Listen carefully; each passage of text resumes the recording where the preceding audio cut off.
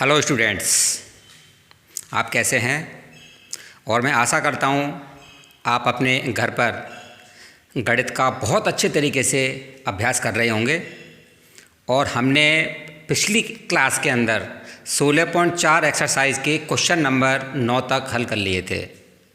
16.4 exercise के ये जो दो क्वेश्चन है 10 और 12, ये आपका होमवर्क है, ठीक है। अब क्वेश्चन नंबर 9 तक हमारे हो चुके थे, क्वेश्चन नंबर 10 आपके लिए होमवर्क है। अब मैं आपके सामने क्वेश्चन नंबर 11 हल करने जा रहा हूँ। क्वेश्चन नंबर 11 मैं पढ़ के सुनाता हूँ। क्वेश्चन नंबर 11 क्या कह रहा है। क्वेश्चन नंबर 11 कह रहा है 6 सेंटीमीटर व्यास का एक गोला 12 सेंटीमीटर व्यास के बेलनाकार बर्तन में जिसमें पानी है डाला जाता है, बर्तन में कितना पानी ऊपर चढ़ जाएगा। बच्चों, इसके अंदर एक गोला है, उस गोले को एक बर्तन में डाला जाता है और उस बर्तन में पानी भरा हुआ है। तो आपसे ये पूछ रहा है कि पानी कितना ऊपर चढ़ जाएगा। बच्चों, इसके लिए मैं आपको एक एग्जाम्पल दे रहा हूँ। ये आपका एक गिलास है, इसके अंदर पानी भरा हुआ है, ठीक। अब इसके अंदर आपने कोई गोला डाला, तो बच्चों ये बताओ कि इसमें से कितना पानी बाहर आएगा। इसमें से जो पानी बाहर आएगा वो जो इस गोले का जो आयतन है उसके बराबर पानी बाहर आएगा। यानी कि जो पानी ऊपर चढ़ेगा वो कितना ऊपर चढ़ेगा, जो इस गोले का आयतन होता है। यही टेक्निक इस सवाल में काम आएगी। अब मैं इन चीज़ों की नाप लिख रहा हूँ। पहले मैं नाप लिखता हूँ बच्चों गोला का, और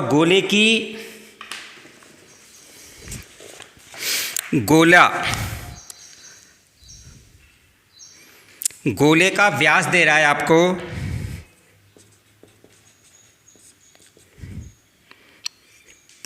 6 सेंटीमीटर। इसकी त्रिज्या हो जाएगी 3 सेंटीमीटर। और दूसरा जो बर्तन है वो है बेलन। बेलन का जो व्यास है वो है 12 सेंटीमीटर। इसकी त्रिज्या को मैं बड़ी आर मान लेता हूँ क्योंकि छोटी आर मैं यहाँ पर यूज़ कर चुका हूँ। ये हो जाएगी 6 सेंटीमीटर। और ये पूछ रहा है कि ये गोला इस बेलनाकार बर्तन में डालने पर पानी कितना ऊपर चढ़ जाएगा। तो बच्चों यहाँ पर आप लिखोगे बेलनाकार बर्तन में चढ़े पानी का आयतन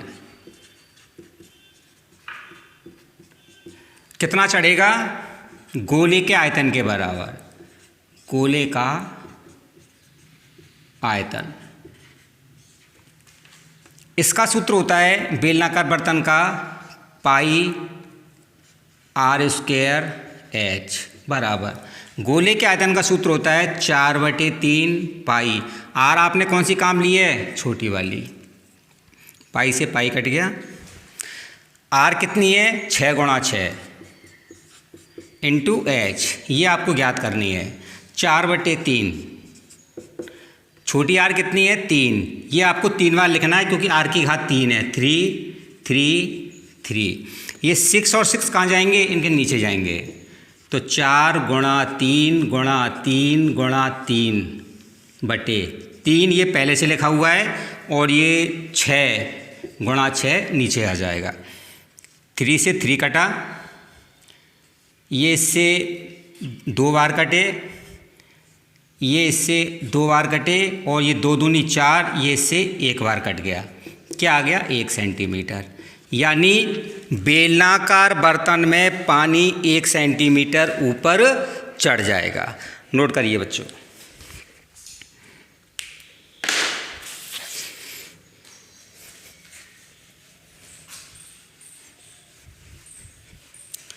और 12वां प्रश्न आपके लिए मैंने होमवर्क दिया है। और अब मैं क्वेश्चन नंबर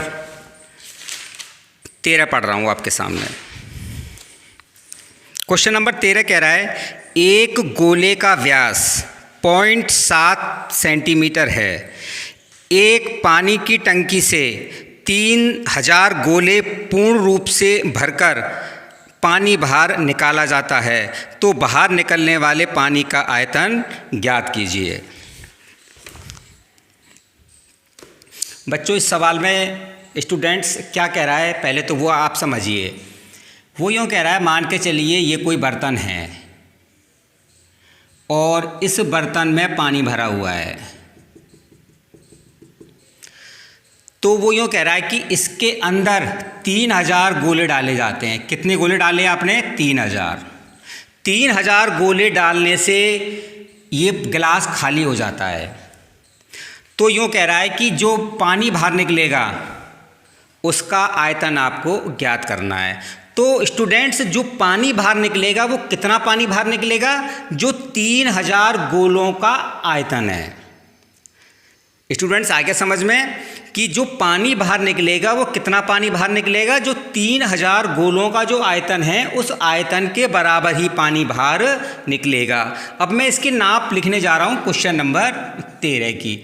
इसमें आपको दे रहा है गोला और गोले का व्यास आपको दे रहा है 0.7 सेंटीमीटर।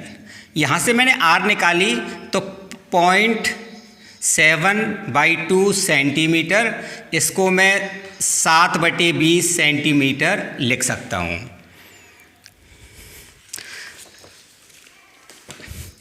अब आपको निकालना है बाहर निकलने वाले पानी का आयतन।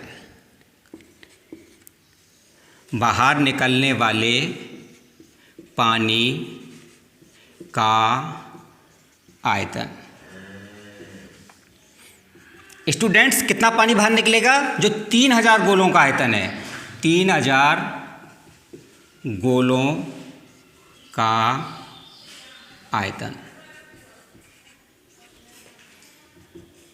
3000 गुणा गोले के आयतन का formula 4/3 pi R cube. Cube R का मान कितना है? 7/20। इसको 3 बार लिख दीजिए। 4/3 गुणा 22/7 गुणा 7/20, 7/20 और 7/20। स्टूडेंट्स, ये 7 से 7 कटा, 1 2 3 0, इसकी तीनों 0 कट गई। बच्चों ध्यान से देखना, ये दोनों 2 इस 4 से कट गए और 1 2 बचा, ये इससे 11 बार कटा। आपकी संख्या बची 3 मल्टीपल 11 मल्टीपल 7 मल्टीपल 7 और इन सब का मल्टीपल करने पर आ रहा है 539 सेंटीमीटर क्यूब, यानी इतना पानी बाहर आ जाएगा। नोट कर लीजिए बच्चों। अब मैं अगले क्वेश्चन की ओर आ रहा हूँ, क्वेश्चन नंबर 14।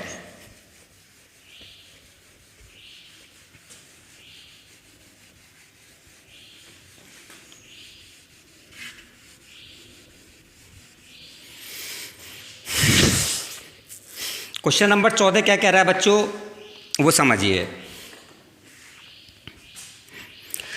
एक खोखले अर्धगोले गोलीय बर्तन के बाह्य और अंतः व्यास क्रम से 43 सेंटीमीटर और 42 सेंटीमीटर है। यदि उस पर रंग करने का व्यय 7 पैसे प्रति वर्ग सेंटीमीटर हो तो बर्तन पर रंग करने का व्यय ज्ञात कीजिए। स्टूडेंट्स, इसमें जो आकृति है वो है अर्ध गोला, इस तरीके से है।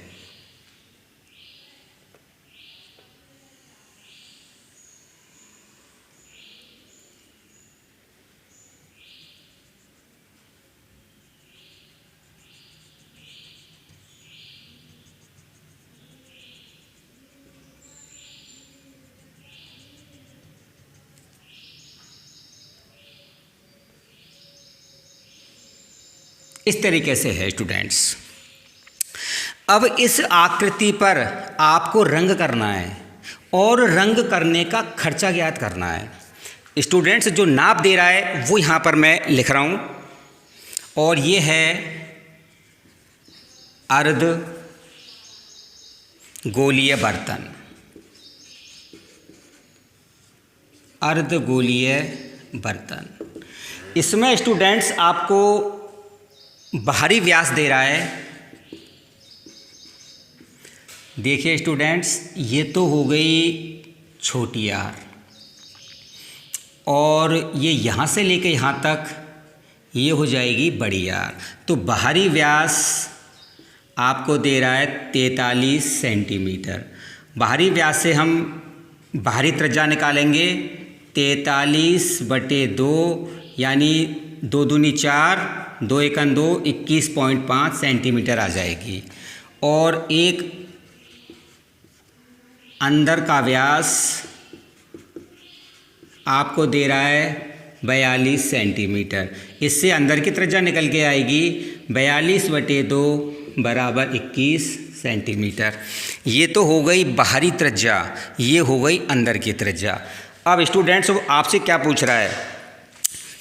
आपसे पूछ रहा है कि इस अर्धगोलाकार आकृति पर रंग करने का खर्चा ज्ञात कीजिए।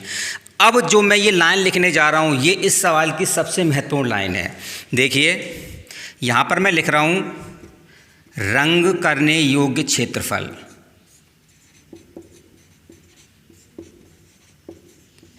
अगर एग्ज़ाम में अगर ये सवाल आ जाता है तो आपको ये सवाल बहुत ही पेशेंस से करना है, क्योंकि इसमें अगर आपने ये लाइन सही लिख ली तो संभवतः आपसे ये सवाल सही हो जाएगा। तो रंग करने योग्य क्षेत्रफल, अब हमें ये देखना है कि रंग हमें कहाँ कहाँ करना है। देखिए मेरा मार्कर चल रहा है, एक तो हमें रंग यहाँ करना है। स्टूडेंट्स क्लियर हो रहा है? ये क्या चीज़ है? अंदर का CSA, अंदर का CSA प्लस। एक देखिए स्टूडेंट, जो मेरा ये मार्कर चल रहा है बाहर की साइड, यहाँ रंग करना है आपको। बाहरी CSA, बच्चों आपने अंदर रंग कर दिया, बाहर कर दिया। अब देखो ये जो आपको ये ऐसा दिखाई दे रहा है ना, ये वाला, यहाँ भी रंग करना है इस जगह। तो यहाँ पर फॉर्मूला कौन सा लगेगा? गोलीय कोश का क्षेत्रफल। ये लाइन सबसे महत्वपूर्ण है। अब अंदर का CSA यानी हम इसका सूत्र लगाएंगे, और आपकी आकृति कैसी है? अर्धगोलीय। तो इसका फॉर्मूला होता है 2 पाई, अंदर की त्रिज्या आपने कौन सी मानी है? छोटी r, तो 2 पाई r² प्लस बाहरी यानी ये वाली, और बाहरी त्रिज्या कौन सी है? ये वाली। तो इसका हो जाएगा 2 पाई बड़ी r² प्लस गोलीय कोश का होता है स्टूडेंट्स पाई r² माइनस छोटी r²। ये है आपका इस डायग्राम का फॉर्मूला। इसमें आपको क्या दिखाई दे रहा है? पाई पाई पाई। इस पाई को मैंने बाहर निकाल लिया, तो क्या बचा? 2 पाई r²। यहाँ बचा 2 पाई बड़ी r² प्लस ये स्टूडेंट्स बाहर आ चुका है, तो यहाँ बचेगा r² माइनस छोटी r²। पाई 2 छोटी r² में से ये वाली r जाएगी तो कितनी बचेगी? 1 r² बच जाएगा। ये देखो दोनों ये प्लस हो रही हैं, तो ये हो जाएगा 3r²। इसमें आपको वैल्यू पुट करनी है। पाई की वैल्यू 22/7 ब्रैकेट शुरू, r कितना है? 21 का स्क्वायर प्लस 3, बड़ी r कितनी है? 21.5 का स्क्वायर, और ये कोष्टक बंद। 27/2 स्टूडेंट्स 21 गुणा 21 441 प्लस 3 21.5 गुणा 21.5 होते हैं 462.25। स्टूडेंट्स मैं यहाँ करता हूँ इक्वल टू 22/7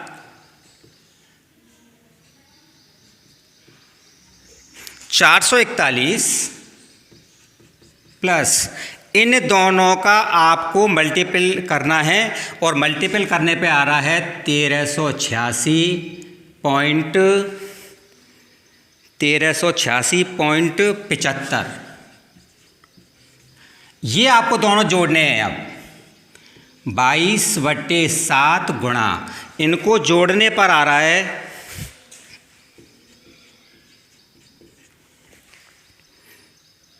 0.50। अब इसका और इन दोनों का आपको मल्टीपल करना है। सॉरी स्टूडेंट्स, इनको जोड़ने पर ये नहीं है, इनको जोड़ने पर आ रहा है 18 27.75।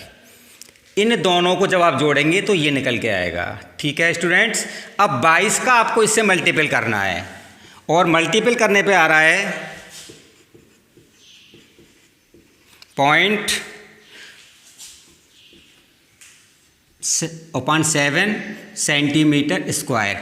यानी आपको इतने क्षेत्रफल पर रंग करना है, लेकिन आपसे वो क्षेत्रफल नहीं पूछ रहा है, आपसे वो रंग करने का खर्चा पूछ रहा है। और आपको वो रंग करने का खर्चा दे भी रहा है। किस तरीके से दे रहा है? आपको रंग करने का खर्चा दे रहा है 7 पैसे प्रति वर्ग सेंटीमीटर। उस पर रंग करने का खर्चा 7 पैसे प्रति वर्ग सेंटीमीटर हो तो रंग करने का खर्चा ज्ञात कीजिए। यानी आपको दे रहा है 1 सेंटीमीटर स्क्वायर पर रंग करने का खर्चा। कितना दे रहा है? 7 पैसे। सबसे पहले इस पैसे को रुपए में चेंज कीजिए, तो पैसे में 100 का भाग देने से रुपए में परिवर्तित हो जाता है। लेकिन हमें इसका ज्ञात नहीं करना, हमें इसका ज्ञात करना है। इसलिए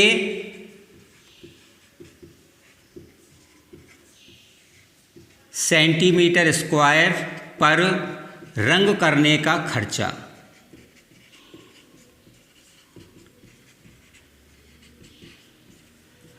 यहां लिख रहा हूं स्टूडेंट्स 7/100। ये चीज कहां पहुंचेगी? मल्टीपल में /7। इसको हल कीजिए। देखिए 7 से 7 कट गया। ऊपर से मैंने क्या किया? पॉइंट हटाया, तो नीचे या फिर आप पॉइंट को लगा रहने दीजिए। आपके पास नीचे 100 बच रहा है, यानी यहाँ पॉइंट लगा हुआ है, तो पॉइंट यहाँ सरकेगा, 2 अंक सरकेगा। देखिए बच्चों, यहाँ यहाँ यहाँ लगेगा, ये इस जगह लगेगा। देखो मेरा ये मार्कर है, ये रहा, यहाँ पॉइंट लग जाएगा। तो इसका आ जाएगा 402.1050 रुपीज़। स्टूडेंट्स एक चीज़ ध्यान रखना, बुक में ये आंसर गलत दिया हुआ है। उस सवाल वाले ने इस पर रंग करने का खर्चा ज्ञात नहीं किया है, उसने केवल अंदर और बाहर ही रंग करने का खर्चा निकाला है। जबकि प्रश्न में उसने ऐसा नहीं कहा है कि अंदर या बाहर ही रंग करना है। उसने तो हमसे ये पूछा है कि आपको तो रंग करने का खर्चा ज्ञात करना है, यानी हमें रंग यहाँ भी करना है। तो स्टूडेंट्स किताब के आंसर को न देखें, यह आंसर आपका बिल्कुल सही है। स्टूडेंट्स 16.4 एक्सरसाइज आपकी ख़त्म हो चुकी है और हम अगली क्लास में 16 विविध का अध्ययन करेंगे। ओके।